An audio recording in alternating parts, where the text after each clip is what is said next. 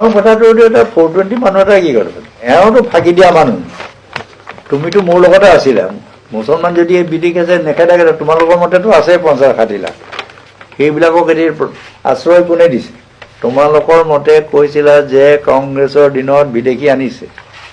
তেওঁলোকৰ মানে বিদেশী মানে মুছলমান কথাহে কৈছে তোমালোকে ধৰি নিদিয়া কেলে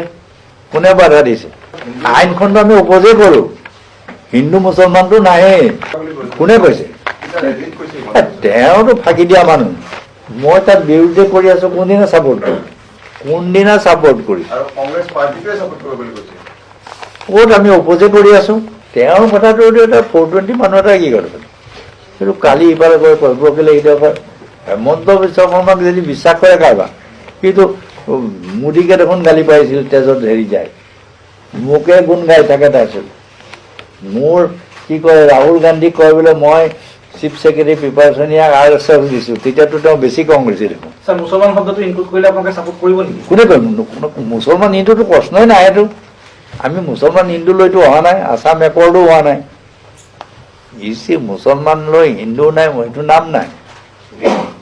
এইটো কংগ্ৰেছে ক'ত কথা কংগ্ৰেছে গোটেই আইনখন অকল কংগ্ৰেছ বুলিয়ে কোৱা নাই কোনদিনা কংগ্ৰেছে কৈছে মুছলমানলৈ আমি কৰিম কোনদিনা কংগ্ৰেছে কৈছে যে মুছলমান কৰিলে আৰু তাৰপিছত কি ভিত্তিত ক'লে 2014 চনত মই কৈছো মই কি কৈছো ভোটাৰ লিষ্টত থকা কৈছো মিছা কথা ক'ত কৈছে এতিয়াতো মই 19 কৈছো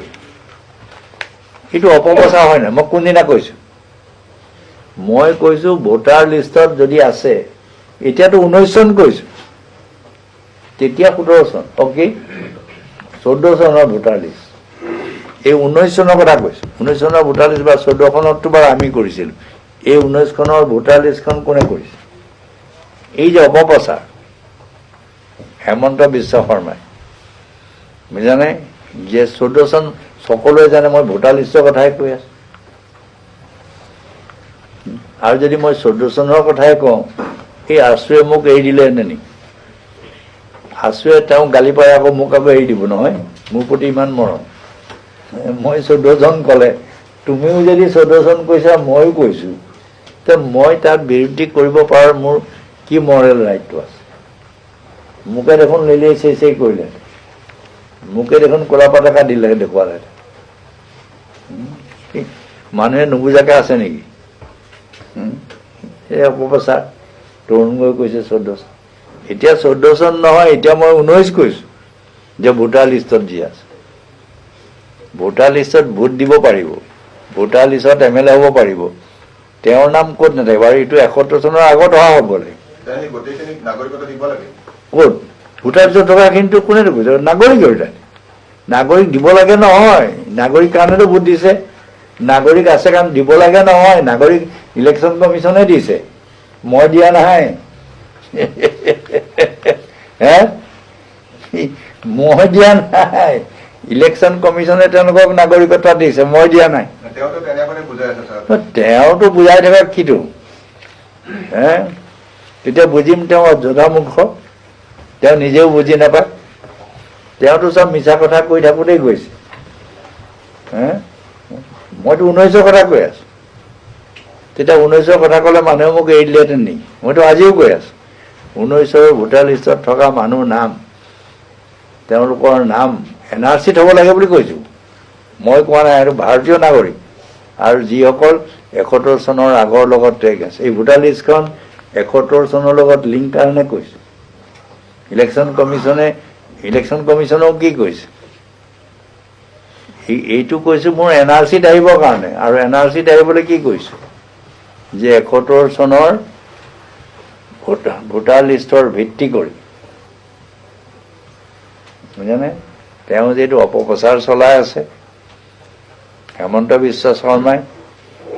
সেইটোত মই জানাই আজি মইতো তেওঁক নালাগে মইতো সুপ্ৰিম কোৰ্ট চিফ জাষ্টিছলৈও লিখি দিছিলোঁ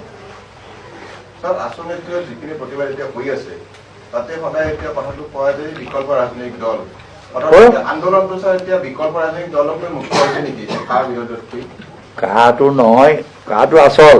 ৰাজনীতিও লাগিব, ইহঁতক সৰু সৰুটো লাগিব, ৰাজনীতি লাগিব। কংগ্ৰেছ ক্ষতিগ্ৰস্ত নহ'ব নেকি আপোনালোকৰ? আমাৰ ক্ষতিগ্ৰস্ত হলে হওক, আমি তাৰ কাৰণে ভয় কৰা নাই নহয়, কিন্তু কাৰ যাব লাগে প্ৰথমে আৰু AGP যাব লাগে। কোন চৰকাৰ হয় এইটো বেলেগ কথা, গাটছ নাই বুলি কৈ আছো। এওঁলোক মোদীয়ে যি কয় তাকে কয়। হেমন্ত বিশ্ব শৰ্মাৰ তেওঁলোকৰ ৰাস্তাকেইটা কি হৈছে, বৰ যে লেকচাৰ মাৰি থাকে। এই কি কয় কি কয় তেওঁ সমষ্টিলৈ গ'লে হ'ল দেখোন জালুকবাৰীত কিমান ৰাস্তা হৈছে বাৰু, আমাৰতো বাৰু এইবোৰ বাদ দিয়ে। এই যে গুৱাহাটীখন তেওঁ সদায় এইখিনিতে ঘূৰি ফুৰে দেখোন, এইখিনিতে তেওঁ ঘূৰি ফুৰে। সেই তেওঁ একে, আমাৰ দিনত তেওঁ ইমানখিনি কাম কৰিলে। তেওঁৰ সমষ্টিতে এতিয়া মই সুধিছোঁ, মোৰ দিনত কিমান চাকৰি দিলে, এতিয়াতো মষ্ট পাৱাৰফুল মানুহ, এতিয়া কিমান চাকৰি দিলে, এতিয়া কিমান ৰাস্তা হ'ল। সেই ডিষ্ট্ৰিক্টখনতো ময়ে দিয়া,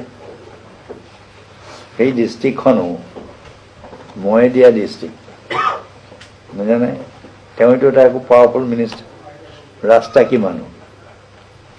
আকৌ মুখেৰে কৈ থাকে কি পইচাৰ বোলে হেৰিয়েই নাই, কি কয় অভাৱেই নাই।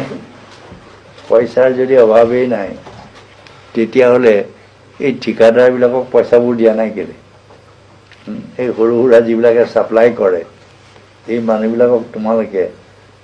ছাপ্লাই কৰা মানুহকেইটাকো পইচা দিব পাৰা। এতিয়াতো যি শুনি আছোঁ, এই য'টো হেমন্ত য'টো হেৰি, এই বেংকটো এতিয়া দৈলে মাৰিবলৈ গৈ আছে বুলি কৈছে, আছাম কোঅপাৰেটিভ বেংকটো যি ধৰণে এতিয়া গৈ আছে বুলি কৈছে। MD জনকো কোনোবাত বোলে RSF চাবৰ তাক কোনো নিয়ম নোহোৱাকৈ MD এজনক পাতি লৈছে।